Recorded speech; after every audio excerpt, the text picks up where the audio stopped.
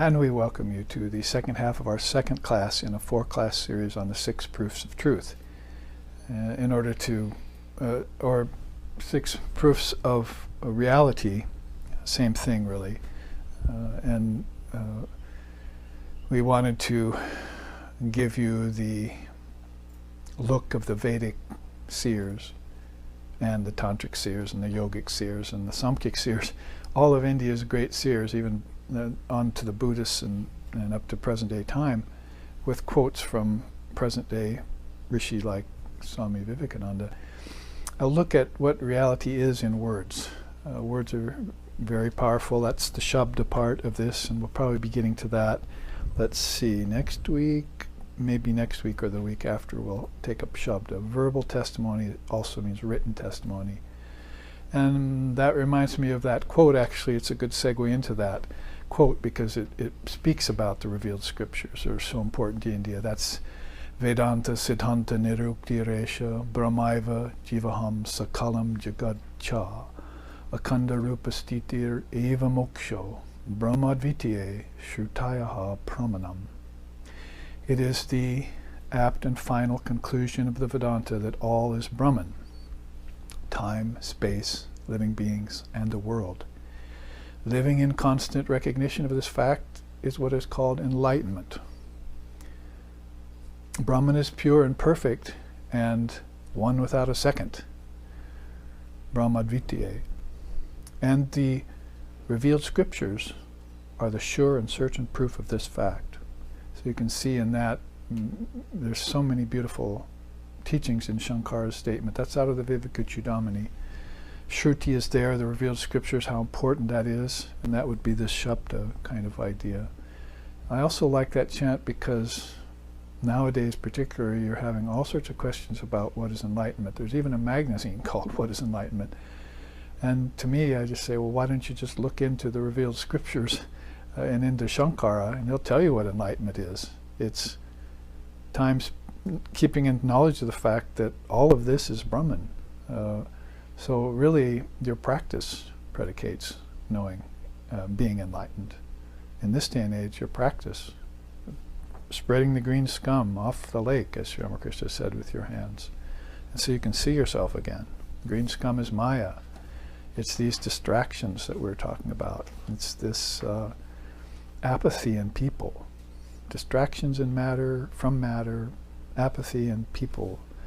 And that if you make some effort and spread that away, and then all of a sudden when you hear the verbal testimony of being, not that I'm jumping to this proof right away, but when you hear that, it'll make sense to you, and you probably know that.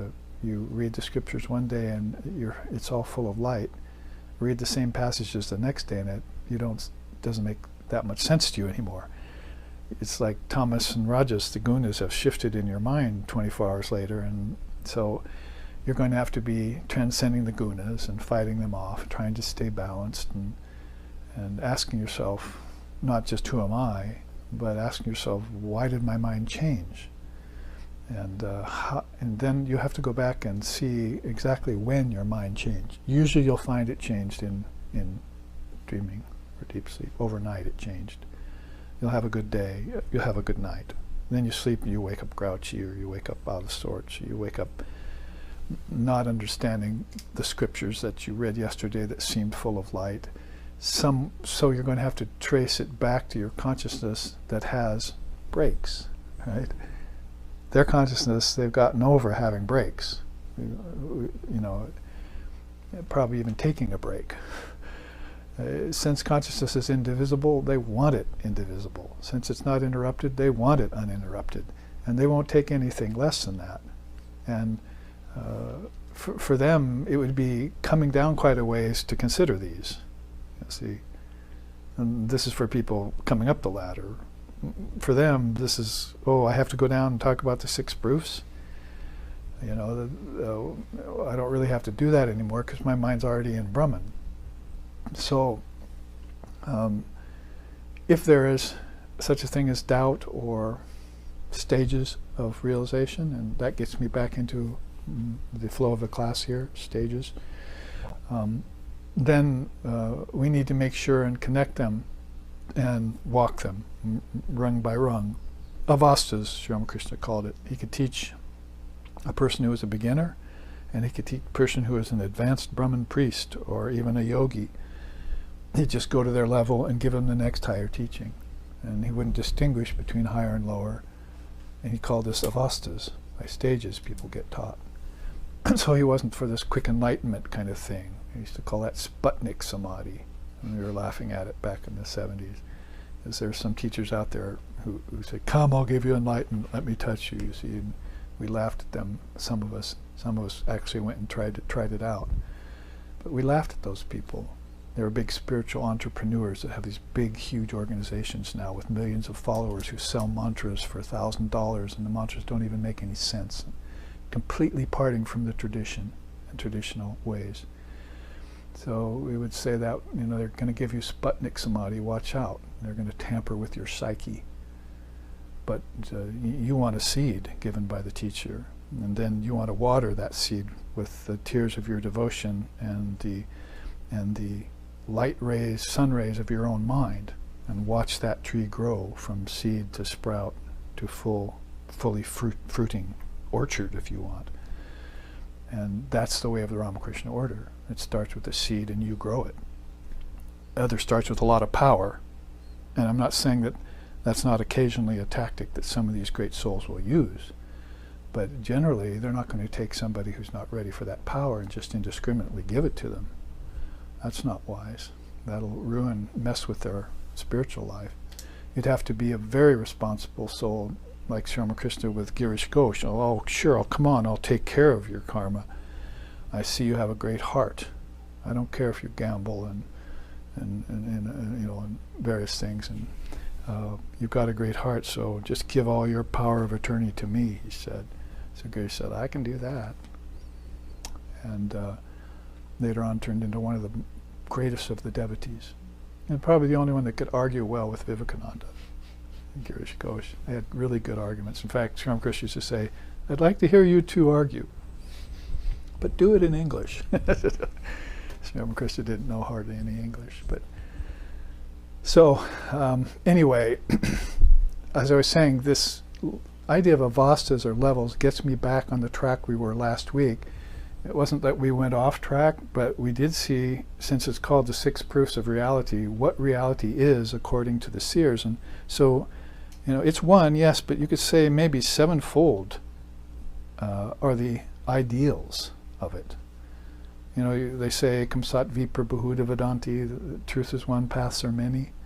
Well, that one truth, of course, we could call it Brahman, or maybe, as the Avadut was saying, even beyond Brahman.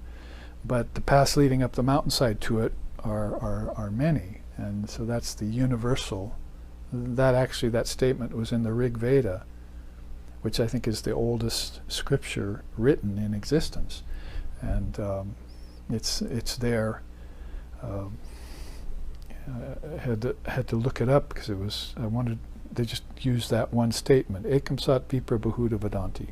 So where did that come from? What's around it? It took me like days to find that in the Rig Veda because there's so many verses. Finally I located it, and that's where that chant, Om Indra Matarato Divyaha Suparna Garutman Ekam Sat Vipra Bahuda Vedanti. It's right there buried in that. And so the whole chant, if you like chants, and I see some of you do, it says, no,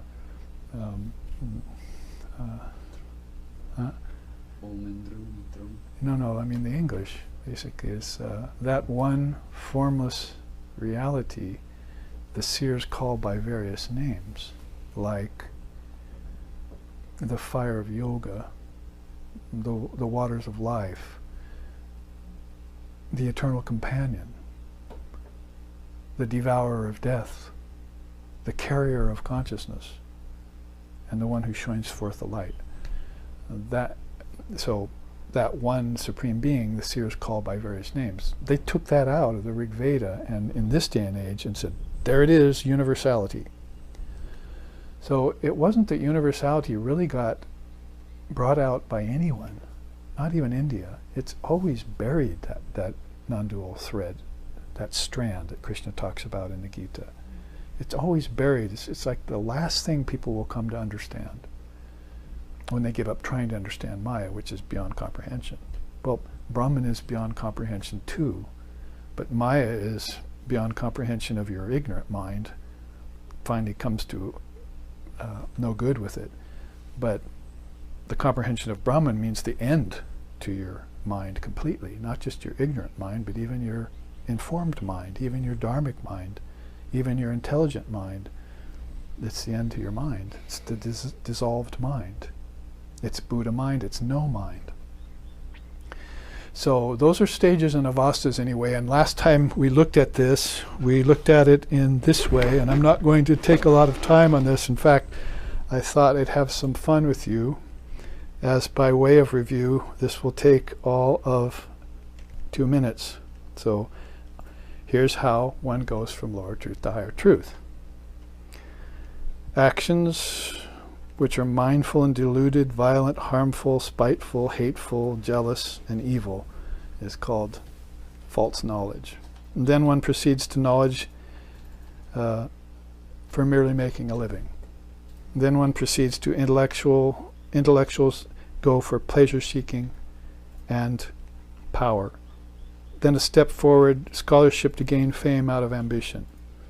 After that, teaching for selfish gain and profit. Then you make a grade, preoccupation with facts and figures. Then gathering of information for ego gratification. Then secular subjects gained for conventional means. Then finally some light comes, knowledge utilized for altruistic motives. That's where selfishness all of a sudden starts to die from pravritti gyan on down. We looked at this last week, I'm just mentioning it again. And this is my own take on how people go from lower truth to higher truth in this day and age. It wasn't a problem so much in the day and age of the Seers. There are 4 yugas, right? Satya, Treta, Dvapara, and Kali. In Satya Yuga, everyone's born with 100% of their spiritual remembrance. In the Treta Yuga, they lose 1/3 of it.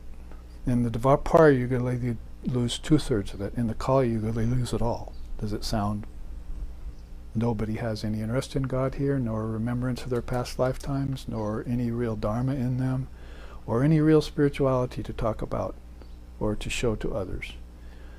That's why the few will have to get out by transcending that mass. So that's where selfishness begins to die and selflessness begins to be born. Going on, reading for spiritual books for edification. That's where there's a shift. And then study of scripture under a spiritual teacher, like we did with Swami Sheshananda. Then teaching spiritual disciplines to sincere aspirants.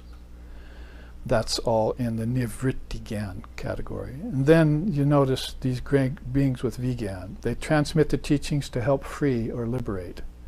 Then they worship the deities in a non-dual state of mind. Like Swami Sheshananda speaking the highest Advaita on the podium, an hour later you see him offering flowers to an image. You're just like, what? You couldn't figure it out. Is he a dualist or a non-dualist? Well, at least he's not a druralist. I used to say. Then compassionate use of wisdom to remove suffering, as Krishna says in the Gita. Then combining devotion and wisdom and meditation. 2 wings of the bird with meditation. Then the acquisition of direct spiritual experience. We took a half hour to go through that last week. I just did it in a couple minutes. So this is lead us from lower truth to higher truth. Enough said. Then we took this next.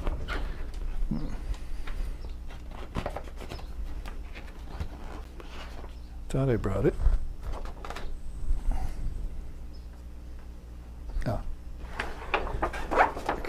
Remember that?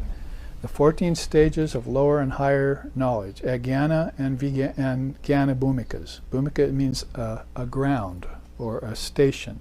So your consciousness has levels. And if you went over here, you'd see first it's in a state of world only, and then the world becomes mixed with dream. Then the dream becomes mixed with deep sleep. Then deep sleep gives way to higher wisdom. So they're actually, this is all 7 stages of lower knowledge. And that's why I'm having fun with you here, because I'm going through it so fast, it's really quite fun for me. So here's what it means. First, the soul is born in root ignorance. This is the incipient manifestation of the jiva. This is the nature of the jiva, to be totally blind. It knows nothing. Think of a baby and then a young child and growing absolutely devoid of all knowledge. But Shankar at 8 remembered it all. All the scriptures he had by the time he was 10 from his past lifetimes. So his mother and father didn't engage him in commerce. Sri Ramakrishna didn't want to be engaged in commerce. He went to school and said, I'm not using mother wisdom just to store up bananas. It's sacred. So he remembered his lifetimes right away. He who is Ram, he who is Krishna, is now here in this body, he said to Vivekananda. And not just in your Advaitic sense. This is the actual personality that's come back. The great Ishvara, as we just looked at, has come back again. The incarnation of the sage, the Kali avatar. So I don't want to get into commentary, right? See, so because I want to go through this quick. So then the second stage, you become aware of your individuality. Is that a good thing? Only in terms of marching in stages. If you stay with it, it's not. Then you have an inception of being different from others. You can see how this is loaded in both ways. It could be good, could be bad. So this is all mixed life. The next stage, Mahajagrat, means progression of repeated rebirths. And the soul comes to believe that man and the universe are dissimilar. So I want to control nature kind of idea. Nature is different from me. That could be a good thing if you were illumined, but you're not. So it's a negative thing. You want to control nature instead of leave it alone, leave it be. Because the great souls know that nature comes out of them, that God's not a creator. So these other beings are still thinking, oh, God created it, or physics created it, evolution created it. These are all wrong views.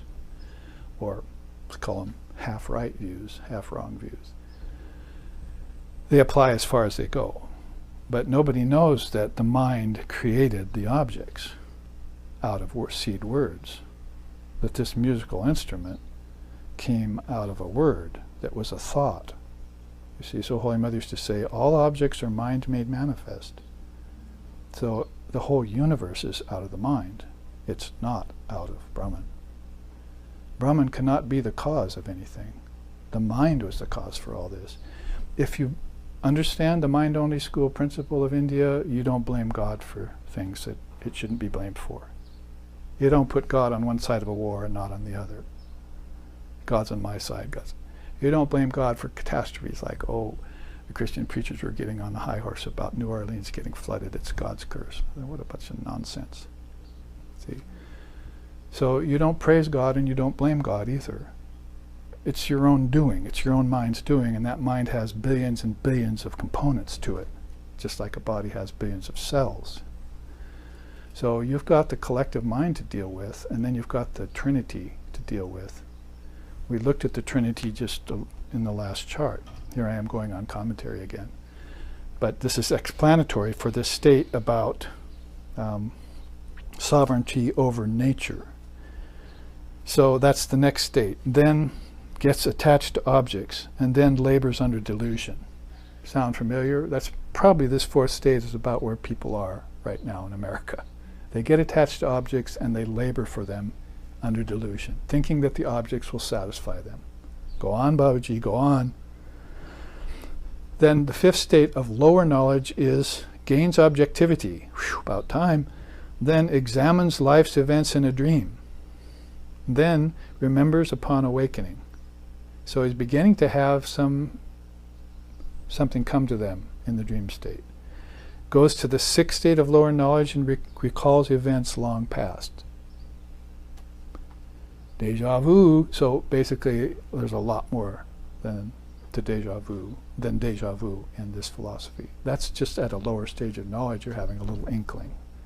Then renders the waking state lucid. That's the A of AUM. If you can make the waking state lucid, then you can work on your dream state, make that lucid, connect the two. Then you could work on your deep sleep state, make that lucid, and connect the three. Then you've got the word. See, in the beginning was the word. You know the beginnings of things. Then you finally get to the seventh state of lower knowledge, and you realize all states are beset with pain. Probably become a Buddhist about then. See, the first noble truth is there is suffering. So at about that time you're beginning to wise up, and you know what is sweet in the beginning turns sour later, and what's sour now turns sweet later. And then you go on to perceive all worlds are in Maya. So you kind of now put them all together in worlds of name and form and time and space are unreal. And Vedanta will come along all of a sudden and tell that person, Nitya Nitya Vastu Viveka. You must discriminate between the real and the unreal, between Brahman and nature, or between the wheat and the chaff, or between God and mammon, however you want to put that. But the going gets good here when you reach the first state of higher wisdom. Attraction to the path of indifference, you begin to get some detachment. That's a sign. Desire to enjoy Jnanam, higher wisdom. Seek guidance of an illumined soul. That's the guru coming into your life. Then you study the scriptures under the guru. That's one stage. Then the second stage of higher wisdom, inquire into the nature of reality. Who am I? That's basically called Atma Vichara. Then contemplation of your Atman, because you know that there's something there. You attain all virtues, that's called Dharma Mega Samadhi, rain cloud of virtues, and you increase spiritual aspirations. So you're still working on higher wisdom. Third level of higher wisdom, you get freedom from your desires, you master concentration, you transcend the mind, probably at this time in stages, and you get freedom leading to the fourth state. That fourth state is that the mind begins to adhere to truth. And the intelligence begins to get illumined. And your vision becomes equal. Krishna talks about all three of those in the Gita. And then you reach a mature detachment. Whereas back here in the first state, you only had a path of indifference that you were getting attracted to. But now you have mature detachment. That's much higher. That leads to the ability to merge in your Atman. And that attains to the certitude of non-duality. Advaita. You know that that's the truth. There's no doubt anymore. And you transcend the gunas. That's a very high thing in our tradition. I mean, you do a certain transcendence of the gunas down here, but you do a deeper transcendence of the gunas in a cosmic sense at a higher level. Then you see Brahman in everything. Sri Ramakrishna said, do you know in the gospel how he put that? It is the last word in spiritual life to see Brahman in everything. In fact, he said the last word in spiritual life here on earth is to see God in everything. You see Brahman in everything. Did I skip something? You jumped a line, yeah. I mean, you sort of skipped up instead of going over and across. Oh, sorry. So back to stage 6. Yes, I skipped. You realized Jivan Mukti. So it's good that we had that in the last chart. Transcends the gunas and realize Jivan Mukti. Then you come to the Padartha Bhavana, the penultimate state of higher wisdom. They identify with consciousness alone. They see Brahman in all, which I jumped to, and go beyond attainment. You are that thou art, Tatvamasi. And then Turiya. They abide in the self, they rest in the disembodied liberation called Vidya Mukti, and they enter immersion into Brahman, like Shankara said, like a hailstone into an ocean. He says, I felt like my mind was a hailstone falling into an ocean. So he became that which he is again. No crystallization left. Even of his ripe, sweet ego, that also dissolved. Okay, so if you're just came to this class and not the last class, you're pen and paper are smoking right now trying to write all this down, but I wanted to give you the quick review in this way. Two ways, one in which Swami Vivekananda talked about lower truth to higher truth, asato ma satgamaya, and this way in which Lord Vashishta gave you the way the soul awakens. Isn't it beautiful, really? The way they awaken in 14 stages. It took me a long time to gather this out of Yoga Vashishta and put it into 3 or 4 little word bubbles, you see, because this is a long commentary and stories are going with it and things. But this is basically the gist of what he said, and I thought it was marvelous, and I thought the people of this day and age, especially those interested in the Dharma, should see it, because we often have that question, you know, how does a soul awaken? What keeps them in darkness?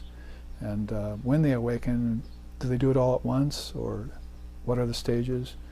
Answers a lot of questions. This is why we proffer our salutations to Lord Vashishta, who is one of those mind-born sons that were mentioned in that last chat.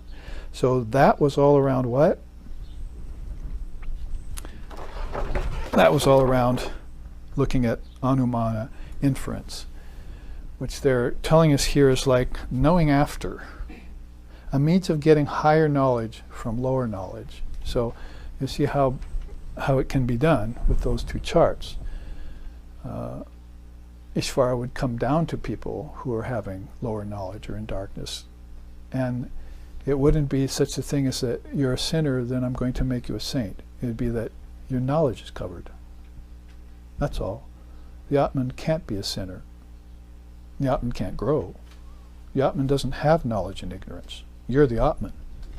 So this is Vedanta coming straight to you, to the heart of the matter, with non-duality, and giving you that teaching right away, so that your doubt and fear is removed, so that you can proceed step by step. Be careful, pseudo-non-dualists, that you think that you can jump from this lower stage to this higher stage. Your karmas are still lurking in the middle stages. Your samskaras are still there. Your trouble with your relatives is still there. Your wars with the gods and the asuras still there. Your doubting of your own powers and the temptation of occult powers still there. See? So many things are there that you haven't purified yet by this succession of avastas, which the avatar of this age taught us. Everyone proceeds by avastas. How did Ram put it? Or Sri Ramakrishna in an earlier age, when he was Ram, said, the mind, enlightenment dawns on the mind by stages. So that's way back in Vashishta's time, because Vashishta was teaching Ram when he was a 14-year-old boy, teaching him this wisdom. This came out of Lord Vashishta, Yoga Vashishta, and this was gathered from the story of Ram asking Vashishta, how does a soul awaken? See? Okay, I'll give it to you. It probably took several days for Vashishta to transmit this to Ram. All the while getting rid of the presence of Maya, trace of Maya in the avatar's mind. It was ingenious the way that was been put in that scripture. So with that said in one breath, as it were, let's go on to this next proof. Upamana, analogy and similitude. And there's a connecting chart that connects both Anumana and Upamana, because they sound so much the same. I want to show you the iceberg chart. So let's say Brahman is like an iceberg. If you say that, that's Upamana. Or if you say he's shown like the sun, like you're talking about Christ or Buddha, you're using similitude or Upamana. You're saying it's like that, you see, because that's not what you're seeing, but it's like that. So then you infer. You see, it's inference put together with analogy to allow you to prove to yourself, if you're a doubting Thomas, T-A-M-A-S was how we'd spell that, that you are that Brahman, and that you're getting closer to that through gradated levels of understanding. So this iceberg chart, fairly quick study, but you could say the world is like an iceberg. You know, it has two parts, prakriti and unmanifested prakriti. In today's day and age, we know nothing about unmanifested prakriti. It's a zip to us. It's in our deep sleep state, so it probably would be a zip to us because it comes out of seeds. Everything here comes out of seeds. The human being, the embryo, comes out of the sperm and the ovum. Trees come out of seeds. Flowers comes out of seeds. Everything comes out of seeds. Yet we can't just stand there and go, oh, I see what nature's trying to tell me. Can't get the hint that everything comes out of seeds. The seeds are in your mind. That's where they originate. And that's your deep sleep state. That's the M of Om. Because everything got dissolved, right? Om, that's Shiva's business. The M is Shiva's business. So he's going to take everything away. Just like your out breath takes everything away. Your deep sleep takes everything away. So it's the end of everything for you. And if you're on a cycle, you'll come back with the in-breath. Or you'll come back with a new sunny day, you see. Or you'll come back with another lifetime, and you're reborn. Which is all loaded. Some positive, some negative, you see. This is all questionable. Should I do this again? Do I want to do this again? Like going into school and seeing people studying books, I say, why are you doing this again? Throw away your books and sit with me. Remember your past lifetime, quick, while you're 8, while you're 9, while you're 10, because once they put this lower knowledge in you and you start making money from it, do we have to go back to the stages of Asatoma Satgamaya? Then you're trapped in that Maya loop with your ancestors. And then it's apathy and distraction for the lot of you. See, that's what you're headed for. And boredom. And dissatisfaction. Or running after excitements that just waste the energy of your senses. Senses being outgoing. You're not taking all that power from the indriyas and taking them in, concentrating them in the heart, becoming a jivan mukta. See, Swami Sheshananda used to say. So we don't know that there's such a thing as unmanifested prakriti. That's because it's under the surface. When I saw this in prison, when I was teaching in prison, not that I was sentenced or anything, but I go into prisons, and actually I was sentenced to this outer prison but when I got born. But other than that, you've got this, I saw this image on the wall of the prison, and I asked the guard for it. So basically, you see the tip of the iceberg. Isn't that a nice saying? Because we use that in common everyday language. Oh, it's like the tip of the iceberg.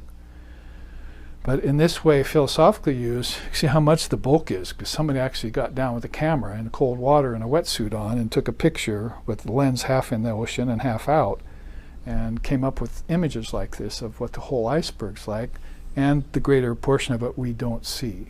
That's called unmanifested prakriti, or pradana. That's insentient matter. And it can't just exist by itself. It's got to have a source, a sentient source. So this falls along the line of Samkhya Yoga. In fact, Lord Kapula's statement is right there. Let's read it. Prakriti, remember that's a word for nature. Prakriti is the equilibrium of the 3 gunas, not evolved from any other origin, being the primordial source of all other evolutes. So mind, intellect, ego, the 5 subtle senses and dream, the 5 gross senses, the 5 subtle elements out here, air, earth, fire, water, and ether, and tasting, touching, hearing, smelling, and seeing, all come out of as evolutes from unmanifested prakriti. They're all evolutes. Some of them higher evolutes, vikritis and prakritis they're called. So Kapila laid it all out for us at a very early time, and everyone's borrowed from the system. Father of yoga, father of Vedanta, Buddhism, Shaivism. They all borrowed from his system. So you can see across the top here, Mahat is the great mind. Intellect, ego, mind, tanmatras, which are subtle elements in dream to night, senses, 5 senses and 5 elements, all out of the great mind of God. So this is the great mind of God, Mahat, the great, they call it, that projected all this. And Brahman is not its mind, just like you're not your mind. If you can dissolve your mind and you can go into a higher state, shouldn't God be able to do the same? But God's mind is a very beautiful, the Trinity, is a very beautiful level of worlds. Those are much deeper than the kingdoms of heaven within. That's why you studied this. You don't have to go anywhere to go to that great. In fact, Buddha just attained it sitting still, and so did Jesus. Even against the dark night of the soul and everything, just sat still. He didn't go anywhere. He didn't go to another world that's outside of Brahman. He went inside himself. So he said the kingdoms of heaven are within you. So all the powers, all the rishis, all of nature, everything is within you as seeds. And you're the one doing the watering, or not. This has to do with Tibetan Buddhism in this day and age, whether or not you want to take a rebirth. If you do, you better have a conscious death and go into the bardo of death in the next life and choose the light of Brahman if you don't want to form, or choose the higher worlds if you do. Or come availed with Dharma if you come to this Burloka. Don't leave home without it. So, unmanifested Prakriti, formless matter, all worlds and things and objects in potential. So I was walking through the health food store the other day, it was yesterday, and I was standing in line with these people. See, sometimes I'm a little bit outspoken. So, standing in line, and there's this, people were flipping this thing around, seeing these, and the New Age health food store kind of thing has a lot of these New Age kind of decals and bumper stickers and stuff on it. So one went by and she picked it up and it said, "You are the Buddha." And I said, "I want to change that. That's not true." And everyone looked at me like, "Who's this guy in line at the health food store?" I said, "I want to change that to, you are the Buddha in potential." Because this is the kind of idiocy that people are jumping to. You are Buddha in potential. That is, Vivekananda said, you are the Atman. Somebody said to him once, "I'm the Atman, right?" And he said, "In manifestation, in potential you are. But you have to realize that. You're not Atman until you realize you're Atman.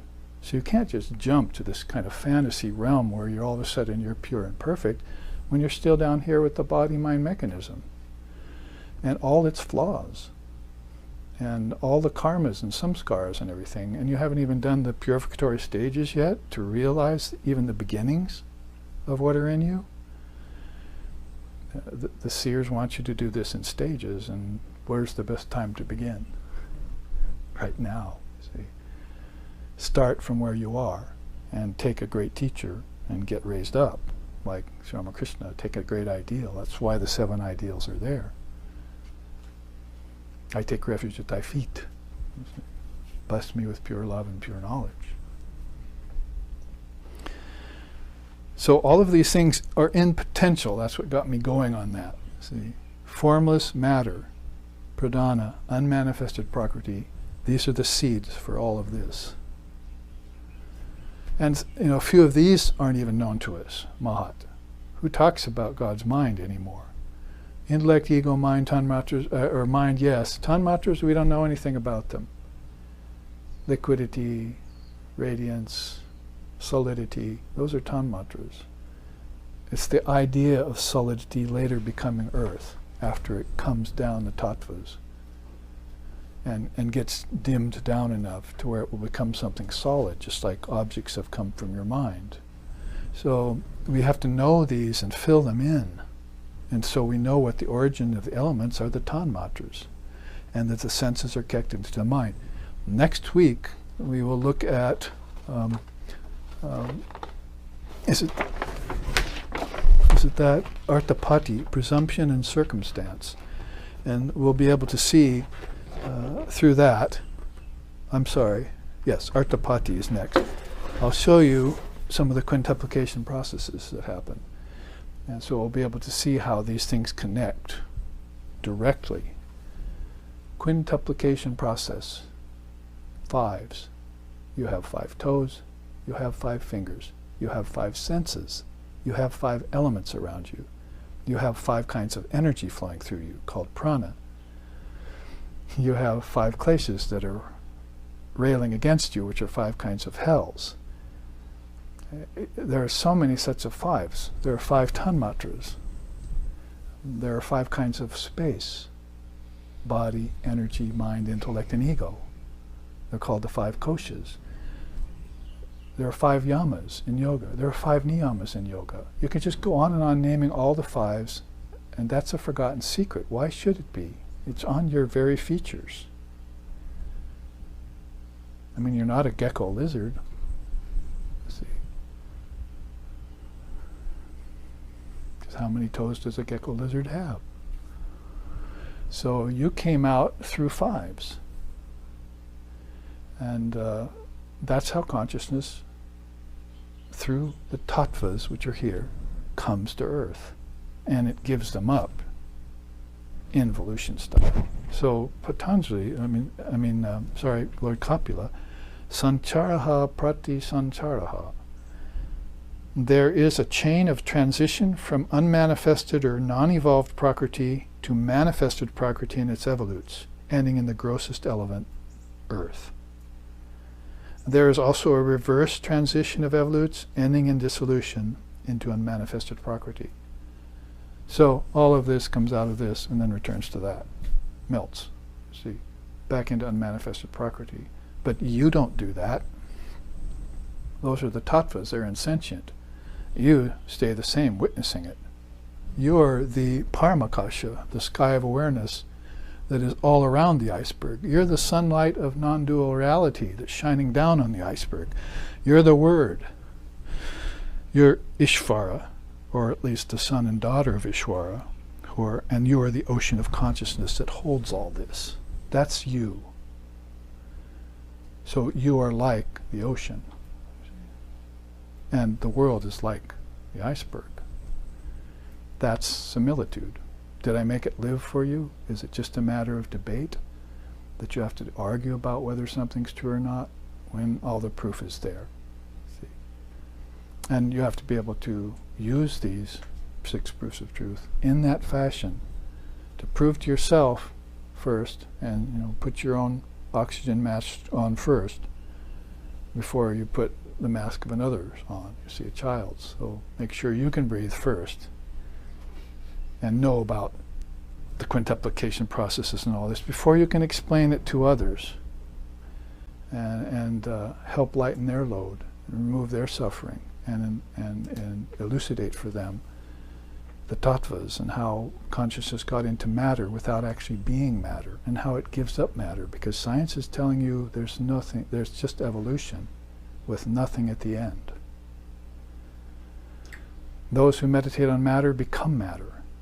They commit spiritual suicide. Those are lines in a song in India. Their Atman never dies. They're still the Atman, but they never realize it. This is a painful fact of the samsaric wheel, that billions of souls are on it, and they're not awakening. So out of compassion, the great souls come to try and awaken them, and these are some systems: the 6 proofs of truth, the Samkhya system, the 24 cosmic principles, there's 14 stages of knowledge. Whatever it is out there in the Dharma, they're shoveling it towards you.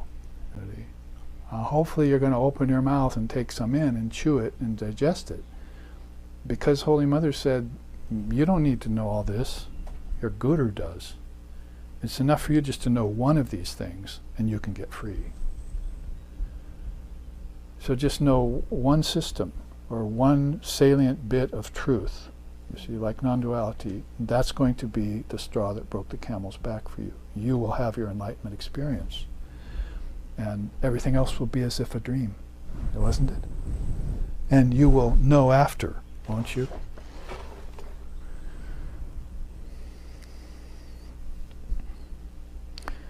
So, sancharaha prati sancharaha. There's an evolute, there's a chain of transition from God's mind out.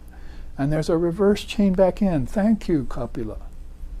Because science was telling me that I either go back in time, and religion of the day is telling me I go up in space to see some king on a cloud with a crown, or down to see some devil with a red tail. I'm not going back. I was never an animal. I didn't evolve out of animal species. The animals came out of my mind. They're thoughts in my mind. You're looking at it ass backwards. And this Dharma makes sense to you when you entertain it. At first, it's like, gee, that's an odd thought. But you're waking up, just like out of sleep. You know, it takes a little while, you see, to wake up, and you're groggy, and you're imagining things. But somebody comes along and gives you the straight dope on the matter, see, and I can prove it. I've got 6 proofs for you, actually. I'll just take one of them, see if that will do it. So, Chaitanya Ho, waken up your consciousness, you see, and be that Atman that you are, and assume the position. The police aren't the only ones that tell you to do that. When you get out of the car, assume the position, pat you down here. There's also Dharma police that do that for you. Get into the position. What's that? Well, your legs crossed, your spine straight, and your breathing balanced. Okay, now I can tell you the Dharma, you see. And don't shift. Hatha yoga nonsense. Desires for different postures. You're going to form a habit. Asana vasana. Vasana means desire, asana means shifting all the time. And now you can't sit still, which was the whole purpose of Patanjali's yoga in the first place, to be still and reach samadhi. How can you do that when your body is shifting here and there?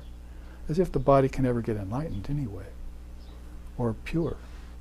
It's impure. Haven't you noticed? That's why Holy Mother said, the body is just a few pounds of ash in the end. Why this fuss about it? She couldn't understand. Vivekananda came here in 1893 and said, the Westerners are really quite generous people, actually. They're really good at heart. Their only problem is that the almighty dollar is their God. He was the first person to coin that phrase. Money is their God. And he said, you would not believe how many instruments they have for cutting their nails, how many instruments they have for combing their hair, how many instruments and cosmetics they have for painting their face. He went on and on. So you will not believe how much attention they put to the body. So for somebody coming out of a high spiritual atmosphere where consciousness is true and body isn't, they're going to look at you and scratch their head. See, wow, look at that. They're like animals, pruning themselves, licking themselves, and doing all sorts of other weird practices in this day and age. So, thank God, Lord Kapila, you see, we came out. But these are trail of breadcrumbs, you see, that we left for us, ourselves, so we can get back in. Make sure that the little birds of forgetfulness and distraction and so forth don't peck those breadcrumbs that you left for yourself to get back. Because I met Lex Hickson and I met Swami Sheshanand in my lifetime, and they were big breadcrumbs, like reminders I put there myself, for myself, to waken up. See, you can't see people like that and stay apathetic. They're not going to let you. Lex Hickson would grab you by the, almost physically, by the shirt tails or by the collar and say, you're going to come see Karmapa today, and you'll go see this other teacher tomorrow, and I'm going to take you and see Swami Sheshananda the next day. And you went, you see, because he knew the Atman was in you. He knew that your mind was about to awaken, that you might be one of those people that had to get up and out of the whole process, you see, in order to realize knowledge, higher knowledge, that otherwise you couldn't do it. Even the best of you would be caught with your ancestors. It's ancestral experiments for the lot of you, see, for ages on end, yugas. So I like to emphasize this point, as you can tell. Outside, return in. See, this is not non-duality, but this is how to get back to non-duality, to know that there's an involution to things. You don't get that in science. And in religion, the way we were raised with it, heaven is the ultimate goal, and grace and salvation. We don't believe in that. We believe in karma in India. We believe that a Buddha said, a man makes his own bed and lays in it. He's talking about karma. So there's no God going to come out and help you out of your karma, except maybe once every 500, 2,000 years. Are you going to be fortunate enough to take a body when he's there, so that he can help you out of darkness? You need to help yourself, to be a lamp unto thyself. to let the dead follow the dead, bury their dead, but you come with me. See? That's what you need to be doing, and you need to be doing it right now. This very minute. With this every breath you have to take this up, like I saw Lex Hickson doing, with every recitation of his mantra, given to him by Swami Nityananda, who was a student of Sri Sharda Devi, Nishit of Sri Sharda Devi. So I like that idea that it's not non-duality, but it does close the circle for us. There's an involution back to the source. And the source here would be Om. Unfortunately, in Christianity, the Church Fathers thought that when Christ said in the beginning, that there was a beginning. They misunderstood him. There's no beginning, middle, and end to anything. Everything is endless. Everything is infinite. Christ wasn't talking about Almighty Father when he said that. He was talking about the Word to John. That's the origin of things. But Brahman is non-originated. Who said that? Go back and look at Gaudapada's beautiful quotes. You see, the same man that said that Brahman is concentration without conceptualization. That's the man who said that. Brahman doesn't have an origin, and that thou art. So if you need to take 14 stages to get to it, or go from lower truth to higher truth, or study the unmanifested, the manifested to the unmanifested to get beyond both, then that's what you need to do. And Jnana Yoga, Dharma will help you do it in one lifetime. You can awaken in one lifetime. You know one system deeply enough, it's going to perk something in you of the nature of illumination. Because every one of us knows that there's light behind all this. We see it in deep sleep. We see it at the time of death. Not many of us can go to it and be a hailstone. Oh, I think I'm shying back from that right now, you see. I've got business to do back there. I got to go help the dead bury the dead some more.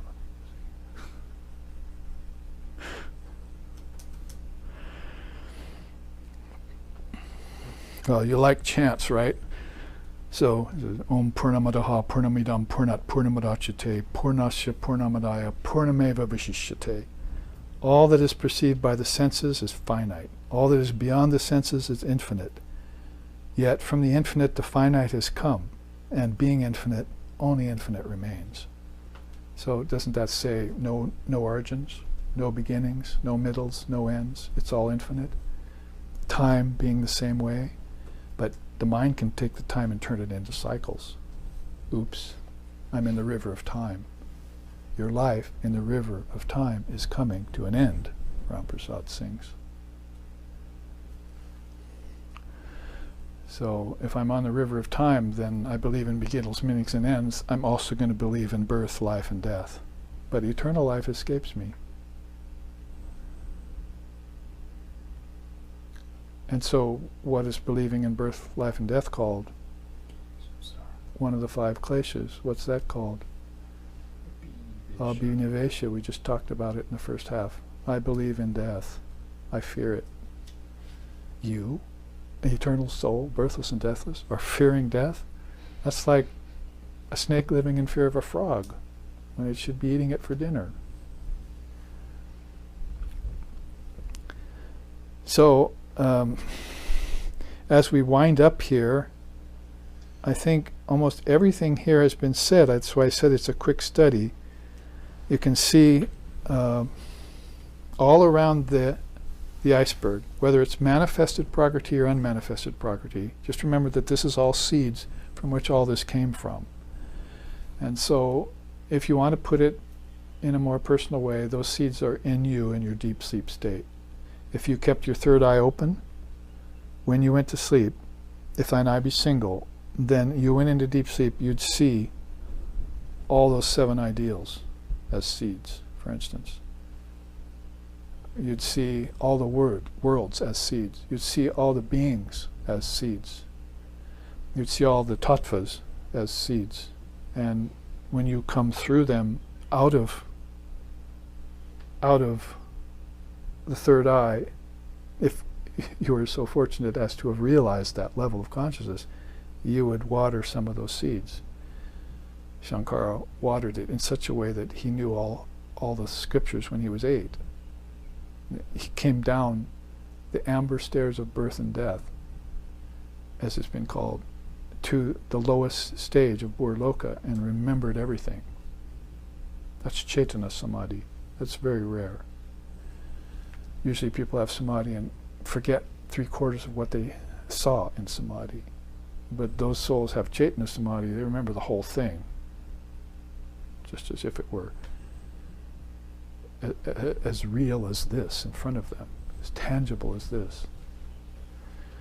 So their consciousness is fully focused and fully aware.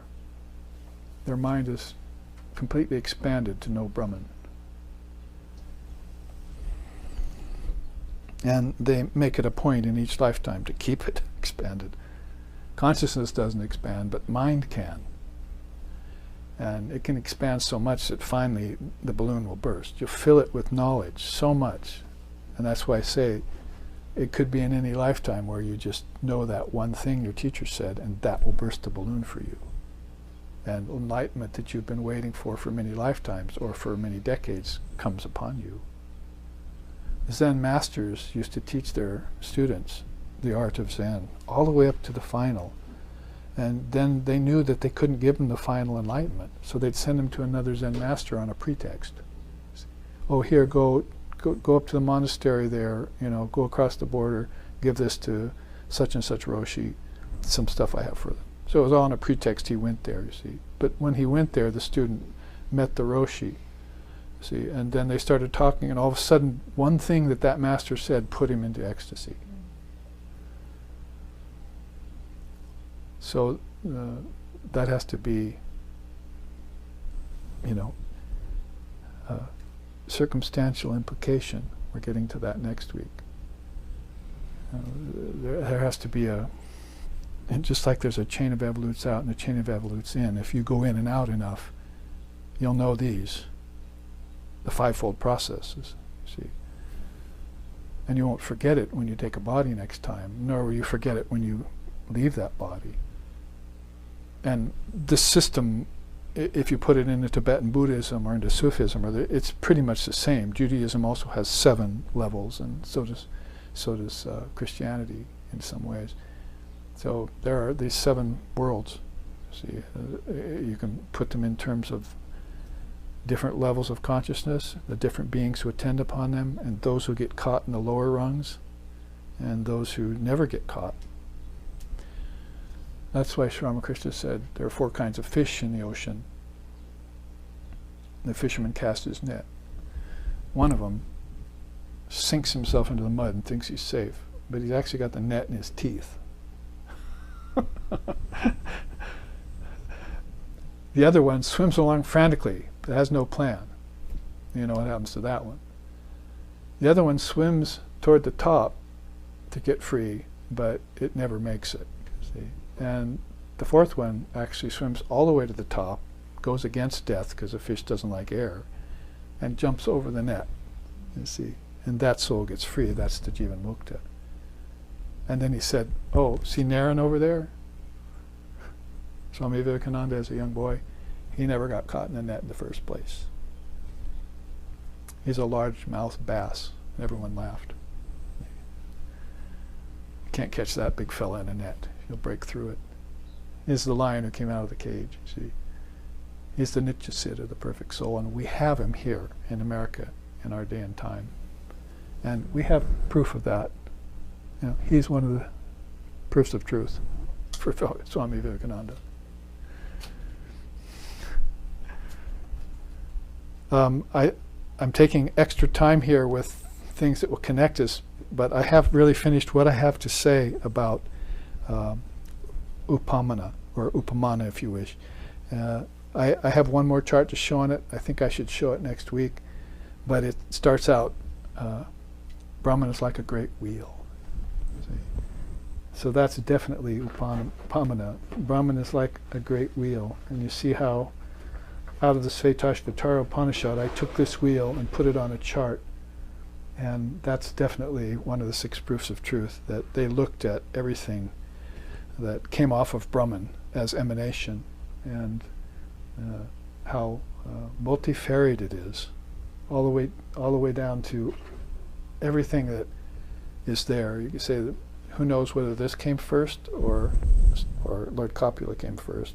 But if this came first, you know where Lord Copula got his 24 cosmic principles, and he was able to slim them down into a good list. See, we don't know for sure. But we'll start with that next week. Let's end here with a chant, because I think we have pretty much run out of time. We'll quit 5 minutes earlier because I think I've shown you everything I want to show you about these first 2 proofs of truth in the short time we have.